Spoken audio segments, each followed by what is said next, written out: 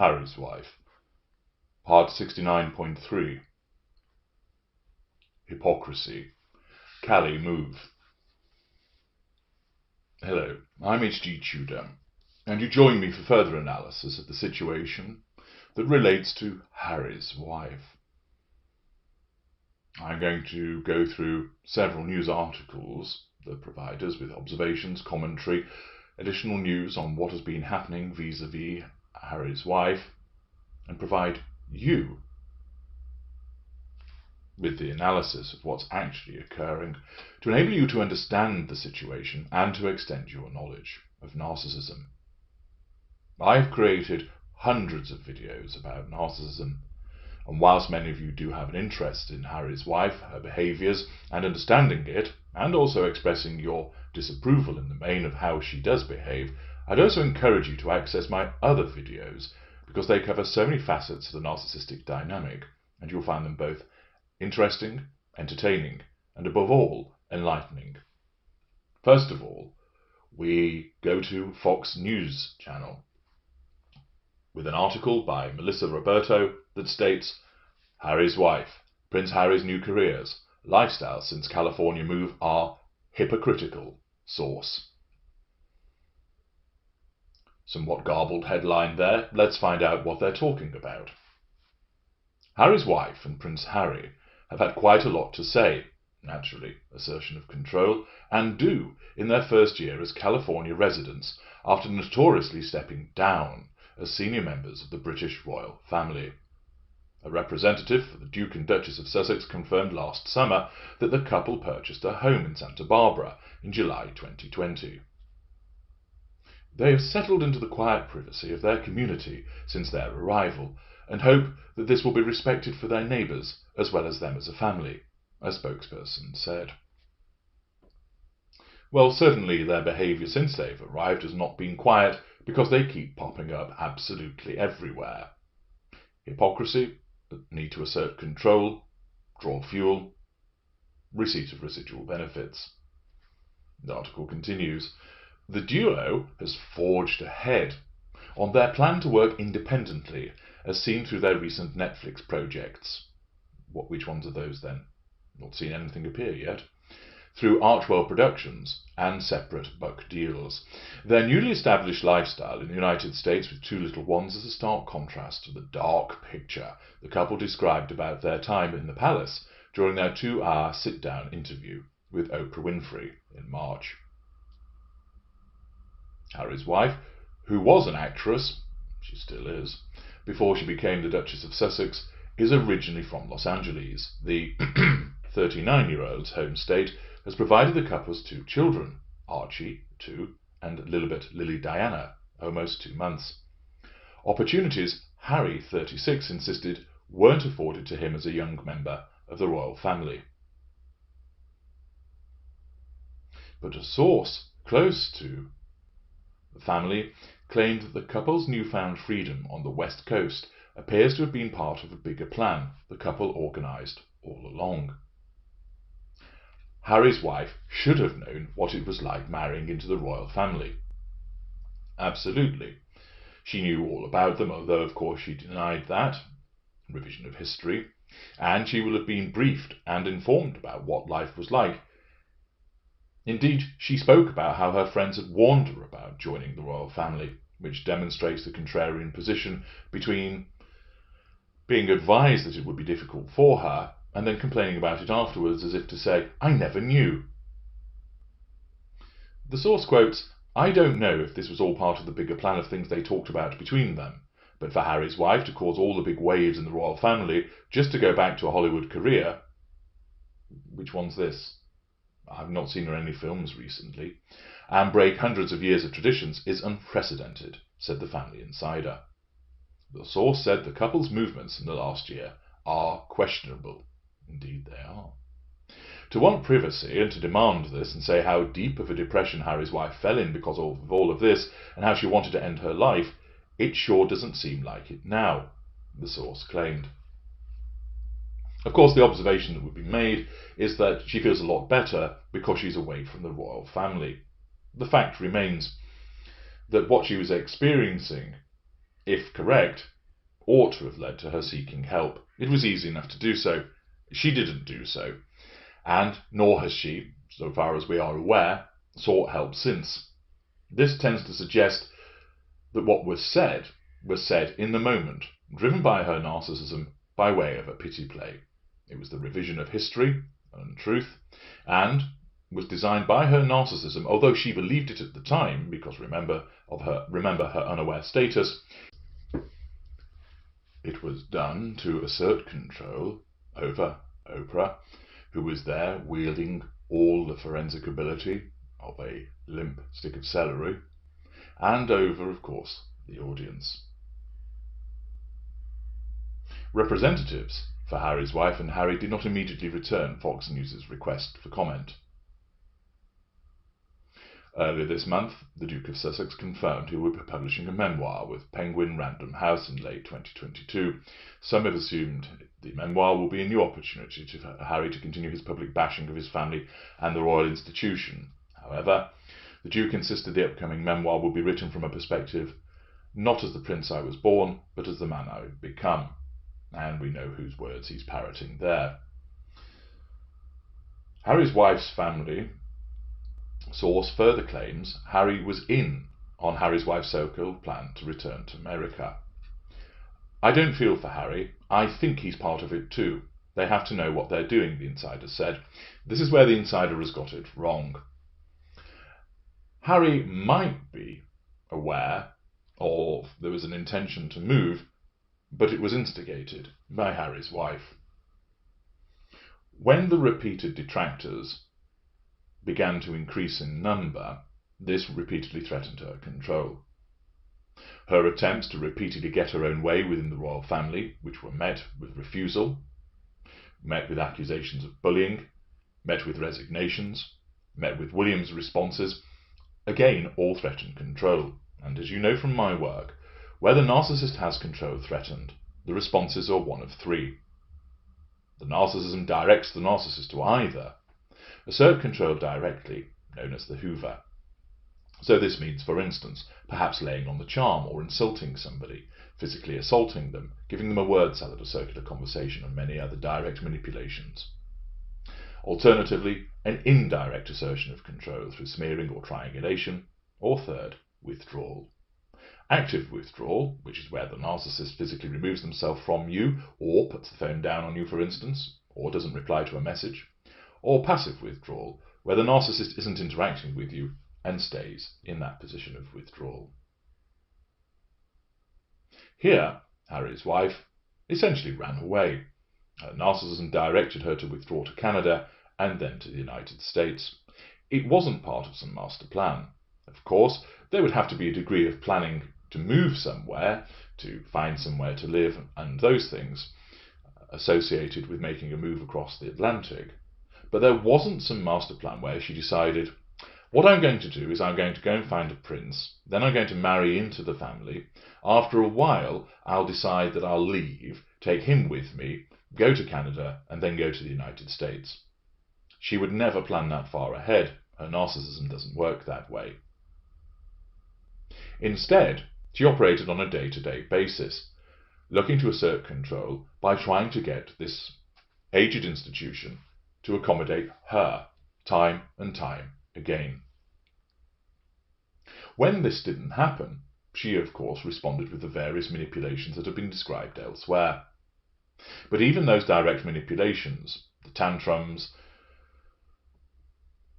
the accusations, the pity plays, the complaints, when those didn't get her anywhere, the narcissism essentially said, this isn't working. We're not being able to assert control directly. Remember, she doesn't think this in her conscious mind.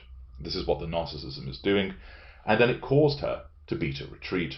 Basically, I remove myself from you because you are all horrible, racist, unsupportive individuals. The British media has it in for me. And therefore, who could blame me but want to depart from such a toxic environment? And of course, there are those that have fallen for this narrative. Many, of course, didn't accept it at the time, and there are others, as they have seen the repeated behaviours, the repeated untruths and hypocrisies come out, realise what was actually going on, and that it was manufactured. not consciously, but unconsciously. And therefore, as a result of the repeated attempts to assert control failing, she was then caused by her narcissism to move, first to Canada and then to California. Her narcissism directed her to retreat, basically, to friendly territory, to place herself amongst the woke, the individuals that would be supportive, that would sympathize with her, that would take her side on matters. Her narcissism recognized that and directed her ultimately to move there, something I predicted a long time ago. Harry was dragged along. He's on the leash. He didn't have any choice in the matter. He didn't plan it. He didn't sit down and say, "Hey, Meghan, let's get together and plan a retreat from the royal family. Let's get out of here. Let's blow town. Let's get out of Dodge." She complained. She will have directly manipulated him with threat, with pity play, with insult, with triangulation, to cause him to agree that the best thing to do was to move. She'll have laid on a degree of charm. She may have offered a bit of spicy poontang for him. But more likely, it would have been repeated complaints about how nobody likes me, they all have it in for me, Kate hates me, William despises me, your grandma and granddad don't like me, the British media, I've got it in for me, many of the public don't like me, I don't know why we're bothering staying here, they're racist, unsupportive, my mental health is failing. And Harry, of course, as a combination of the manipulations and his own emotional thinking blinding him to what's going on, understandably fell for it. Most victims do, where they're the intimate partner primary source of the narcissist. They don't stand there and go, "Hang on a second, all of this is complete baloney." They believe it. Why? Well, their empathic traits are taken for a ride. Compassion, caring, decency, etc. They're all corrupted by the emotional thinking to cause that intimate partner primary source to believe what they're being told. They can see the person is visibly upset because, of course, the narcissism selects that approach in order to convince the intimate partner primary source that they are actually upset. The waterworks are turned on. There might be a lack of interest, feigned depression, although the narcissist believes that it's real. An intimate partner primary source seeing all of this doesn't immediately, in a cold and callous and objective fashion, go, "But wait a second, here you are, living in a gilded environment with no issues with regard to money, they've got servants and courtiers running around after you. If you need a doctor, we can get one for you. Let's just sort this out. And you really, I understand that you have some concerns, but these can easily be addressed." No, instead, driven by the manipulations and the desire to be helpful and supportive as a spouse would be, he falls for it. Many people have experienced the same situation, and many of you listening will be nodding, knowing that you fell for this also, that you wanted to try and repair things, to fix things, to help out, that the individual's complaints and woes and whining, you wanted to try and heal and fix the issues. That's part of your empathic nature. You didn't realise at the time you were being taken in. That awareness may have come at a later juncture, and Harry fell for it. So to suggest that he was somehow in on it isn't accurate, in that he went along with it because he had no choice. He went along with it because he thought it was the best thing to do based upon his wife's complaints. But there wasn't some master plan hatched between the two of them. The article continues. Last week, a source claimed to Fox News that all Harry's wife had to do was prep her family about her whirlwind romance to Harry as a way to prevent negative commentary from her estranged relatives. How do you break all these royal traditions, claim that you want privacy, you want to go back to a normal life, and then just do the same shit that you were doing before? It's just all for show. It's unfortunate for the people she left in her wake, her own family, the source claimed. And of course, that is the typical behaviour of the narcissist. People are there purely for the provision of the prime aims, to be controlled, to provide us with fuel, character traits and residual benefits. Family members are taken off the shelf, dealt with for as long as they're useful to us, and then popped back on the shelf, and there they may well remain for a long time, if it serves no purpose to take them back off. The insider spoke of having sympathy for Thomas Markle Sr. for being publicly humiliated in the wake of drama between the father-daughter duo that became public knowledge the week of the couple's 2018 royal wedding. Recently, the Duchess's father claimed he was willing to take the Sussexes to court, threat, assertion of control, in order to meet his grandchildren. Now, she just goes back to her same old life without her father, who spent his entire life taking care of her. Sense of entitlement, lack of emotional empathy, putting her in the best schools, and using every connection he had to take care of her, the insider claimed. Remember, from Thomas Markle Sr.'s position, all of that was done not from a position of emotional empathy, but was done for part of his own facade management and the assertion of control over his daughter. She, of course, receives all of those things, and doesn't see it as anything that she should be thankful for, because, of course, from her narcissistic perspective, the world owes her a living. It's that huge sense of entitlement, the fact that everything should revolve around her. The source concluded Markle and Harry's latest passion projects are 100% hypocritical, as the two are doing more things to gain publicity. Indeed, but again the source doesn't understand what is actually behind that publicity, and it is the prime aims. Publicity is just a means to get to them. Harry's wife's comments about suicide and mental health issues do not relate to the ordinary people who have those struggles, the source explained. People are out here starving. Some people have just lost everything they worked so hard for in life because of COVID-19. Don't tell me you're supposed to sympathise with the ones who really have issues when you have a multi-million-dollar problems. It's laughable. And indeed, that source identifies the hypocrisy. The narcissist sits in the ivory tower, claiming life is so difficult. Think Ellen DeGeneres, where she claimed that being in isolation was like being in prison. A crass comment, driven by a sense of entitlement, a lack of emotional empathy. And the merchants of Monty Shit Show will sit there, Harry, driven by his emotional thinking, and Harry's wife, driven by her narcissism, to make complaints about the supposed problems that they have, when all they come across as hypocrites, exhibiting a huge sense of entitlement, no real understanding of the way the world works, and that is typical of the delusion of many narcissists. The article continues. It appears, however, that Harry's wife has been taking more of a behind-the-scenes approach to supporting those suffering publicly and personally with mental health issues. Tennis star Naomi Osaka revealed this month that the Duchess secretly offered her kind words, assertion of control by benign support, after she withdrew from the French Open to take a mental health break. In April, Archwell Productions announced the multi-episode docuseries titled Heart of Invictus as the couple's first Netflix series. The couple's other passion projects include a Spotify broadcast named Archwell Audio. They released their first episode shortly before New Year's Day. The married couple's move to North America began in January 2020, following many months of reflection and internal discussions, they said in a statement at the time. The first move was to Vancouver, Canada, before relocating to Los Angeles, where they reportedly were living in Tyler Perry's $18 million mansion.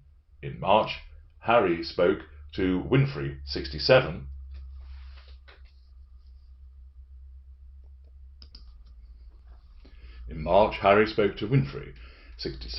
of the simple luxuries Archie has been able to enjoy in the United States that he didn't get to do as a kid due to media scrutiny, such as riding bicycles on the beach. Well, there is no beach in London. You'd have to go a little bit further afield. There's plenty of things that a young boy would be able to do. And within the privacy of grounds, etc. After all, he was less than 2 years old, and therefore it's not like he's going to need to be going to McDonald's every day, is it? This article is interesting because, of course, it demonstrates further the backlash that is occurring as more and more people recognise the hypocrisy of the behaviours of Harry's wife. But it also demonstrates again the lack of understanding that causes people to believe that certain things have been planned when they have not. And it causes them to believe that Harry was in on everything. Harry has very little choice in all of this. He is the victim of a narcissist. And of course, the continued sustained application of the external stressor, which is the manipulative behaviour, pushes down his emotional empathy. He basically swallows the stories, swallows the pressure, swallows the smearing, and therefore his narcissistic traits of anger, argumentativeness, pride, vanity, etc. come to the fore, as they have in the past. and this causes him to behave in an entitled manner and causes him to often be tarred with the same brush as his wife. Of course, his narcissistic behaviours are similar to hers. They are narcissistic traits after all, but hers are driven by a pathological need for the prime aims. His are not. There are different drivers.